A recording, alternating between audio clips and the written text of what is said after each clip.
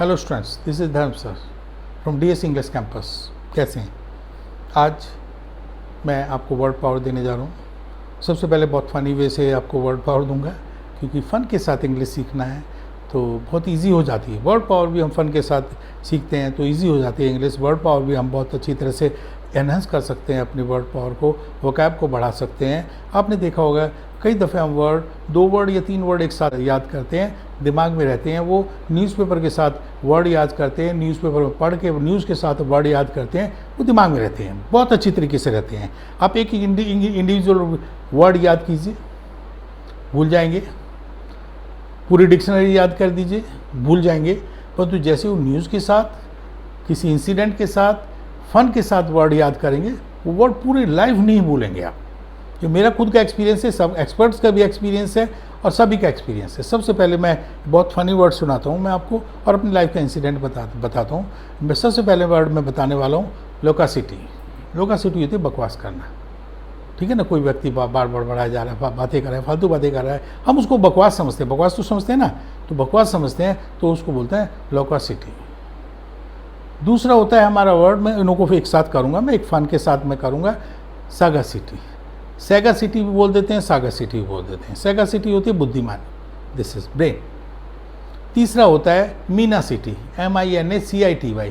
तीनों मैं जो सफिक्स लगा रहा हूँ, सिटी लगा रहा हूँ, CITY। जैसे कुछ वर्ड्स होते हैं, मेनिया, साइड, CID, साइड करके बहुत सारे वर्ड्स बनते हैं हमारे। तो इस तरह से मीनासिटी तीसरा था। मीनासिटी होती है थ्रेट। और एक फ़नी वर्ड मैंने इसमें जोड़ा। फ़नी वर्ड क्या जोड़ा? Honda city. मैंने देखा एक बच्चा होंडा सिटी लेके घूमता रहता है। पेरेंट्स बहुत प्यार करते हैं, पेरेंट्स दे देते हैं गाड़ी, बच्चों को गाड़ी आ जाती है। कार चला रहा था, मेरे इंस्टीट्यूट के बाहर से 2-3 बार निकला और मेरी क्लास में नहीं आया। 2-3 दिन मैंने देखा कि वो कभी लेट आ रहा है, कभी कुछ कर रहा है। फिर मैंने देखा ये तो घूम रहा है, मस्ती कर रहा है। तो मैंने उससे सिर्फ कहे, तो मैंने उसको पढ़ाई पूछने के लिए कहा, क्यों कहाँ आते? फालतू बातें करने लगा। सर मैं वहाँ था। तो मैंने उससे कहा, hey stop your loquacity, use your saga city, otherwise this is my Mina city, I will snatch your Honda city। तो एक राइम आ गई और एक इंटेंशनली नहीं बताई, पर मुझे थोड़ा सा डांटने का मूड था कि बच्चा लापरवाही कर रहा था, नोन था। तो पेरेंट्स के प्रति मेरी अकाउंटेबिलिटी थी, मेरी तो हर स्टूडेंट्स के पेरेंट्स के प्रति अकाउंटेबिलिटी होती है। तो मैं अकाउंटेबिलिटी अपने आप को अकाउंटेबल रखता हूँ कि मैंने पढ़ाया तो बच्चे की प्रोग्रेस क्यों नहीं हुई। तो एक सेंटेंस, वो सेंटेंस बच्चों को तीनों वर्ड ऐसे ही याद हो गए, लोका city, saga city, Meena city.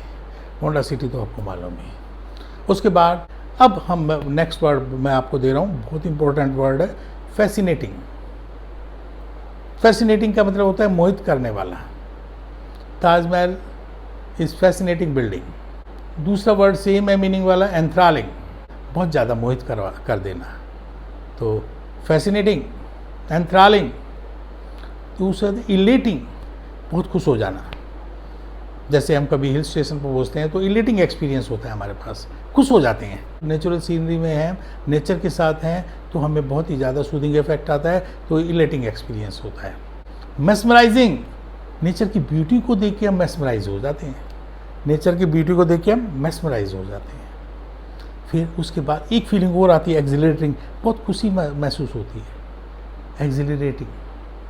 Accelerate हो जाते हैं, तो उसकी ब्यूटी हमारे लिए क्या है? एक्सिलरेटिंग है। बहुत एक होता है, आपको मैंने बताया था इन्फेचुएटिंग, दीवाना बना लेते हैं। कई दफ़े क्या होता है, कोई सुंदरता होती है, किसी तरह की सुंदरता भी हो सकती है, नेचुरल ब्यूटी भी हो सकती है, ये भी इन्फेचुएटिंग होती है, फिजिकल ब्यूटी भी इन्फेचुएटिंग होती है। इसका एक बहुत अच्छा वर्ड है हिंदी में, दीवाना बना लेना। जैसे किसी ने विजिट किया, हिल स्टेशन विजिट किया, इन्फेचुएटेड हो गया, next time I will be coming, because वो इन्फेचुएटेड था। इन्फेचुएटिंग ब्यूटी थी उस प्लेस की, उसने इन्फेचुएटेड कर दिया। इन्फेचुएटिंग भी वही मीनिंग है, इन्फेचुएटेड भी वही मीनिंग है। इन्फेचुएटिंग करने वाला होता है, इन्फेचुएटेड ऑब्जेक्ट होता है जिस पे हुआ होता है ऐसा। दोनों आपके एडजेक्टिव हैं, परंतु दोनों में डिफरेंस, मीनिंग में डिफरेंस आ रहा है, ठीक है। उसके बाद मैं आपको कुछ वर्ड्स दूंगा, बहुत इंपॉर्टेंट वर्ड्स दूंगा, बहुत इंप्रेसिव वर्ड्स दूंगा, आपको बहुत अच्छे लगेंगे और यूज़ कीजिए, लैंग्वेज बहुत स्ट्रांग होगी। सबसे पहले मैं वर्ड बोल दे रहा हूँ, बिग विग। बिग विग किसको कहते हैं? बिग विग हमारे एरिया में बहुत इन्फ्लुएंशियल पर्सन है, वो बिग विग है। इन्फ्लुएंशियल पर्सन कैसे होता है? Either rich and well educated and political personality. ये सारे पॉलिटिकल पीपल बहुत प्रभावशाली होते हैं, उन्हों को हम बिग विग बोलते हैं। क्या बोलते हैं? Bigwig. तो there are many bigwig in our area. My uncle is bigwig of our area. Our cities are full of big wigs। Bigwig समझ में आ गया? नेक्स्ट होता है हमारा बू बू, BOO। बहुत ब्यूटीफुल वर्ड है, बहुत ब्यूटीफुल वर्ड है, कंपाउंड वर्ड है, सुनने में बहुत अच्छा लगता है, यूज़ करिए तो बहुत इंप्रेसिव भी है। किस तरह से? जैसे इसका हिंदी में मीनिंग बताता हूँ, सिली मिस्टेक्स। इंग्लिश में बताया मैंने, गलतियाँ, छोटी छोटी गलतियाँ करना। ठीक है? आजकल नाउ डेज यंगस्टर्स, जो यंगस्टर्स होते हैं वो यूज़ करते रहते हैं। क्या करते हैं कि doing the booboos in exams, that's why they don't get good marks. Silly mistakes करते रहते हैं और एग्जाम्स में अच्छे मार्क्स प्राप्त नहीं करते। नेक्स्ट वर्ड जो मैं आपको देने वाला हूँ, हिलबिली। हिलबिली किसी को आप अनसोफेस्टिकेटेड समझते हो, अनसिविलाइज समझते हो, तो उसके लिए हम इस्तेमाल कर सकते हैं। डेरोगेटरी वर्ड है, मत इस्तेमाल कीजिए, नेगेटिव वर्ड है, परंतु कभी अगर दिल में आता है तो कई दफ़े इस्तेमाल करते हैं। Is the हिलबिली।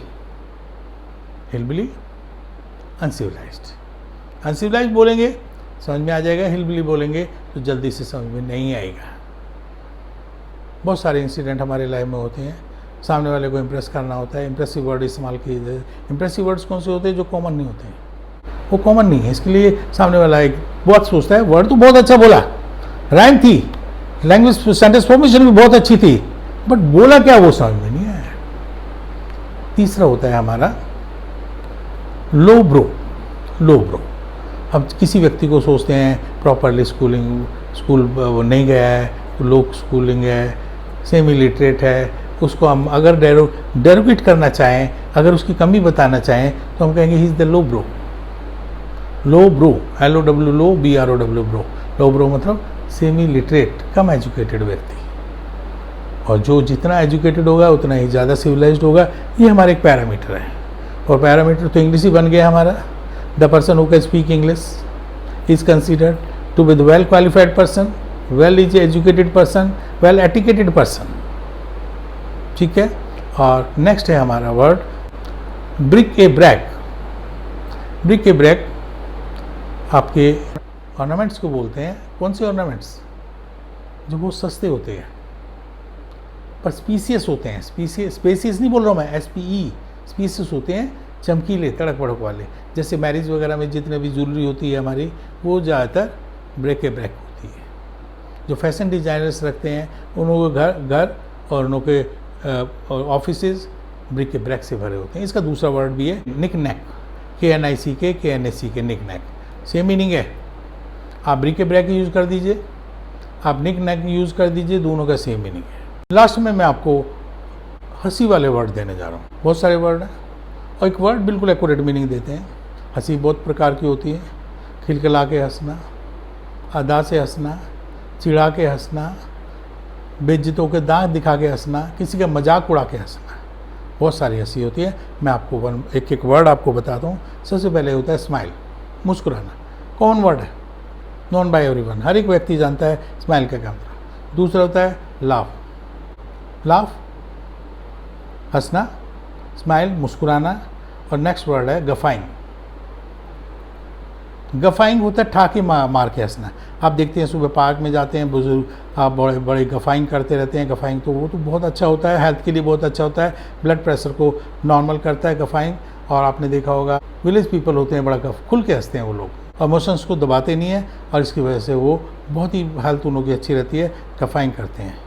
और इसका दूसरा वर्ड है कैचिनेशन।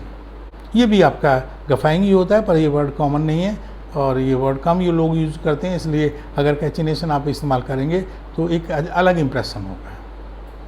उसके बाद ग्रीन, GRIN, ग्रीन। ग्रीन होता है जैसे कोई व्यक्ति गिर गया है, स्कूल गोइंग है, कॉलेज गोइंग है, और स्कूटर फिसल गया, चोट लग गई, तो रोएगा नहीं, वो खिसियाएगा। कैसे खिसियाएगा? ग्रीनिंग करेगा, दांत दिखा के हंसेगा। दांत कौन दिखाता है? कैट। दांत कौन दिखाता है? मंकी।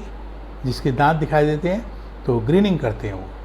उसके बाद यदि कोई आपका फ्रेंड है या कोई व्यक्ति है वो आपको चिढ़ा के हंसना चाहता है, वो चिढ़ा रहा है आपको, तो कैसे करेगा वो जाइबिंग करेगा।